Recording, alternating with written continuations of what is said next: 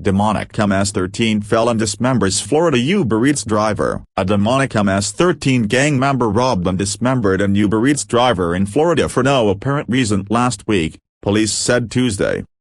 Oscar Solis, 30, who moved to the Sunshine State in January after being sprung on parole from Indiana, allegedly yanked Randall Cooke, 59, into his home on April 19 and butchered him, according to Pasco County Sheriff Chris Nocco. Cooke was making his final delivery of the night and the last thing he texted his wife was to tell her he would be home soon before his brutal murder. "He was just a guy trying to make a living for his family," Nocco said at a press conference, calling the murder demonic.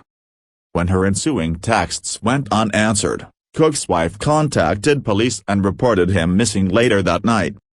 Investigators contacted Uber Eats, which relayed his final recorded location that night as a residential street address in Holiday. Deputies canvassed the house the day after Cooke's disappearance, but no one answered the door, and there was nothing suspicious about the scene, Nocco said.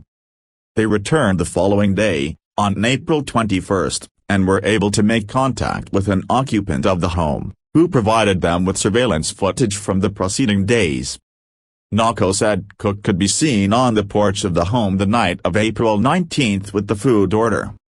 The video then showed the resident of the home, Oscar Solis, and another person carrying trash bags around the side of the residence the following day. "Unfortunately, what we found inside some of those trash bags were human remains," Nocco said. Solis, a 315-pound strip club security guard, according to an affidavit, was immediately picked up and charged with failing to register in Pasco County as a felon before investigators gathered enough evidence to charge him with murder. Police say the two men didn't seem to know each other and have so far been unable to establish Solis' motive. "I kept asking what's the connection?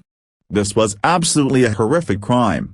But at the same time, we couldn't answer the question, why?" said Nocco. "All that appears is there was a gentleman who was working, he was doing his last delivery for the night, and this person killed him." The repeat felon, whose rap sheet includes battery, resisting arrest and a charge for stabbing a fellow inmate in prison, was paroled just months ago after serving 4 years in Indiana for assault and burglary. Solis was affiliated with MS-13 in Indiana, Nocco said. "You're talking about a violent individual that Indiana released and sent down to Florida," he added angrily.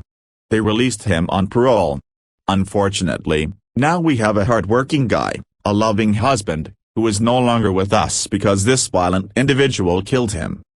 Officials said Solis moved to Florida to live near his father, who moved out of the home once Solis arrived after he was paroled.